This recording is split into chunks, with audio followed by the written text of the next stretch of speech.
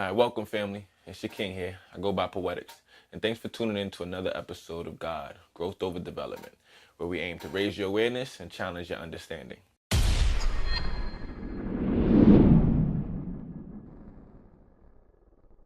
So we hear it all the time.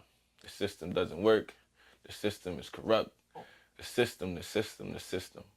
Now, one of the things in the black community we always talk about is about coming together, unity, you know, the strength in numbers. And so as we look into approach this system kind of objectively, we got to figure out exactly what makes up this system. What are the core fundamentals, the core values, the core ideologies that make up this American system, this Western system? Now, one of the things that makes it hard for us, black people, to come together is because this system has been built on an idea of individualism. Okay, now there's individualism and then there's collectivism. And then there's different, there's two opposing systems. So how can we create a unified nation? How can we come together when we've kind of been forced in, we've been birthed from this understanding of individualism? And for the people up top, the people, the elitists, the wealthy, the 1%, they'll swear up and down that individualism is what benefits everyone. Everyone has their right to, have their own individual ambitions, to grow their individual. And we always talk about growing individual. But that's really just rhetoric when you break down the actual real life applications of individualism. So the individualist is going to tell you that the individual is most important. It basically is understanding that the needs of the individual outweighs the needs of the group. Now, when you put it like that, it already kind of makes you step back and kind of understand that, well, we've never lived on an island. One man is not an island. You never lived in a vacuum.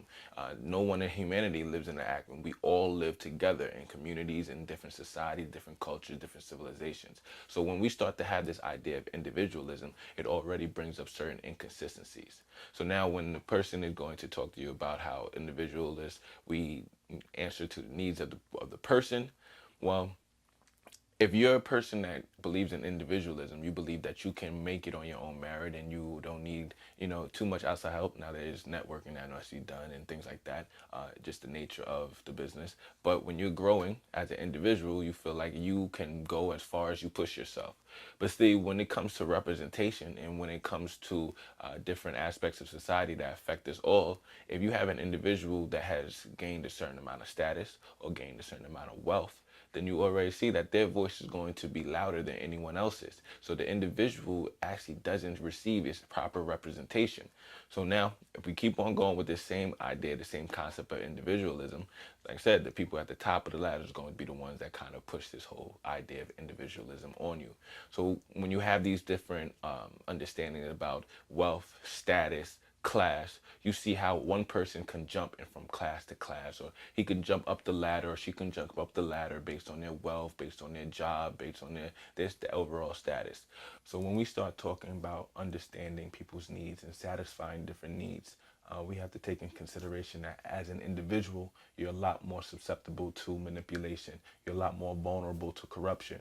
Because if someone was to come along and wanted to sway you either left or right on a topic, they would have to cater a rhetoric or cater a narrative that reflects your individual fears, doubts, desires, pleasures, wants. All I have to do is convince the individual. Now, if I can convince an individual that might have more influence than another individual, then the overall policy, the overall whatever I'm trying to convince you of doesn't reflect the greater good. It doesn't reflect the benefit of the mass majority. It reflects the benefits of the most influential individuals. So when you start talking about individualism, you got to understand that the people at the top, the higher class, they always want to convince you to be an individualism, because if they can divide you, if they can divide your self-interest amongst individuals, then they can manipulate that. They can take advantage of the weakness, or they can take advantage of the separatism.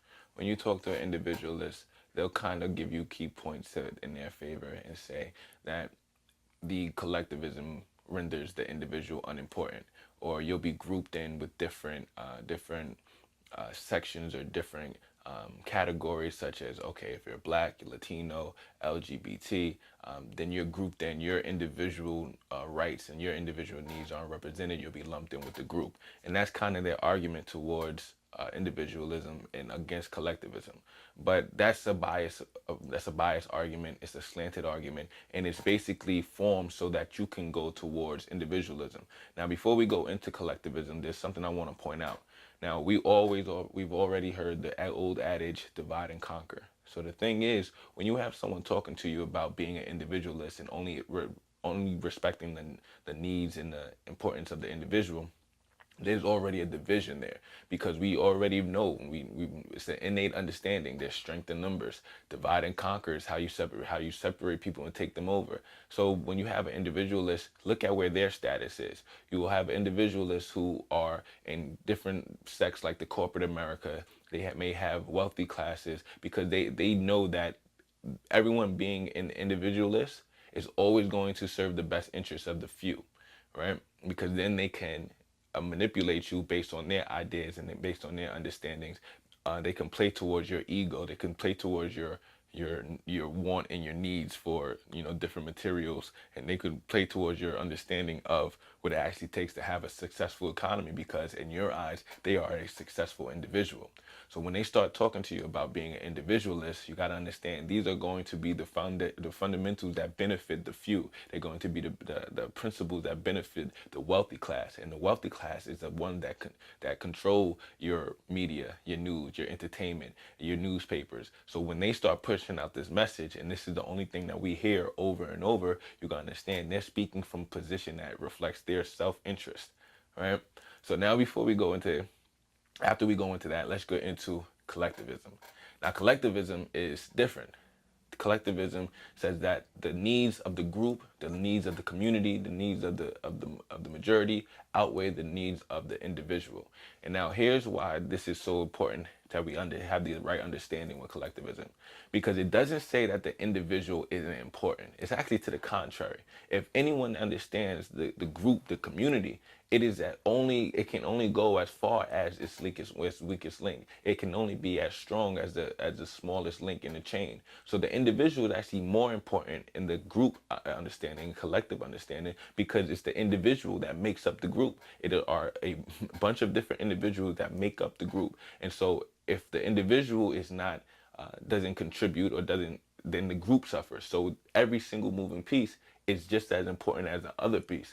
And what happens in terms of collectivism, individualism, you won't have these different top tier classes or these top tier wealthy people who control all the media and all the news and all the resources, because then you have different individuals that are more important or more valuable within the group setting. Whereas in a collectivism, you have each individual that contributes equally, which makes up the whole. Now, you could go far, you could go fast by yourself, or you could go far with others. And those are just some of the different understandings that support collectivism. More importantly than that, if you ever take a look at a watch, from an individualist point of view, you have one watch, it's a nice watch.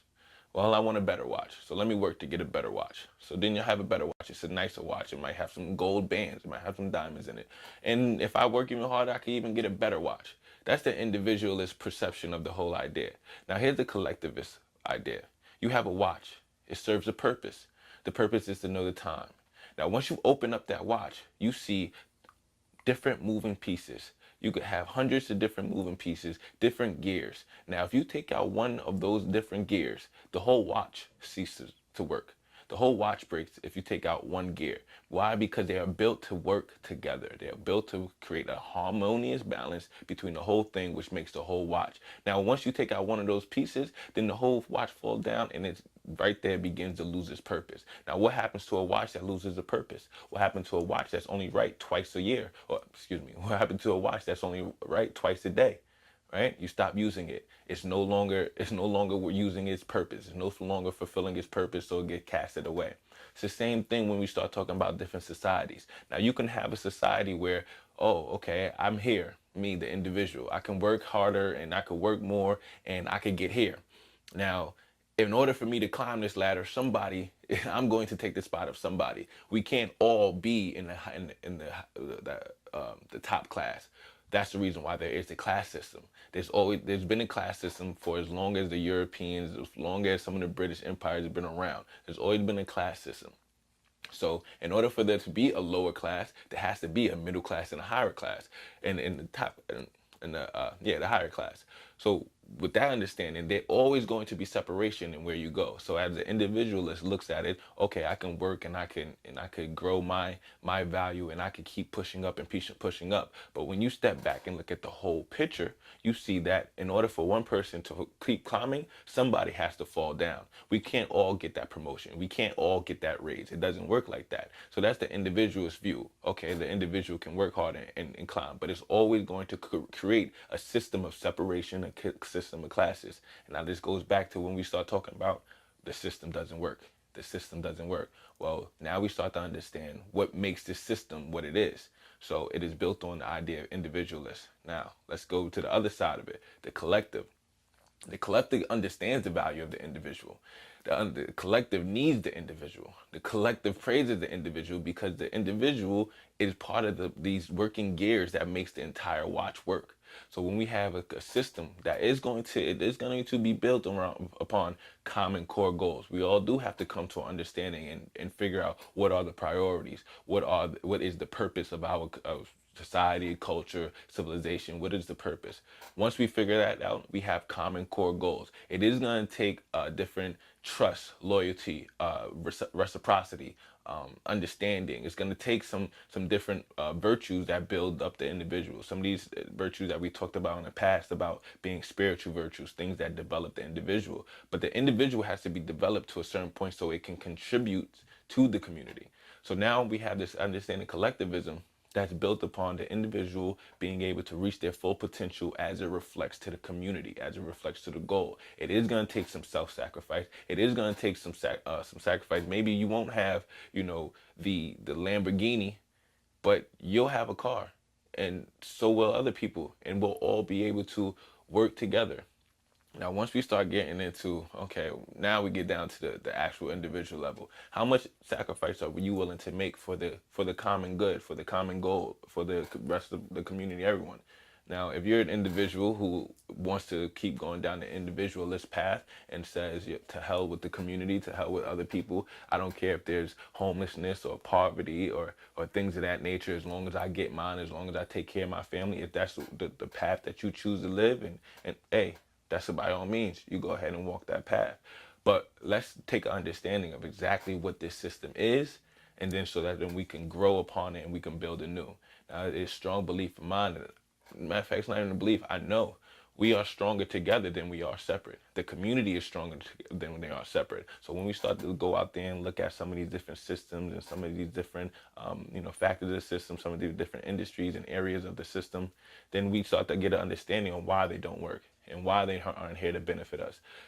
For example, police and law enforcement. It's never been here to reflect and protect the peace and has never been here to protect and serve for the entire community. Police enforcement was here to protect property of those who had it. Because if you follow the history of the United States, not everyone always had property. So law enforcement was here to protect the property of the rich, of the wealthy. So once we start living in these modern days, we understand where the system of law enforcement came from. So that now we can see exactly where some of its faults are and some of its downfalls are.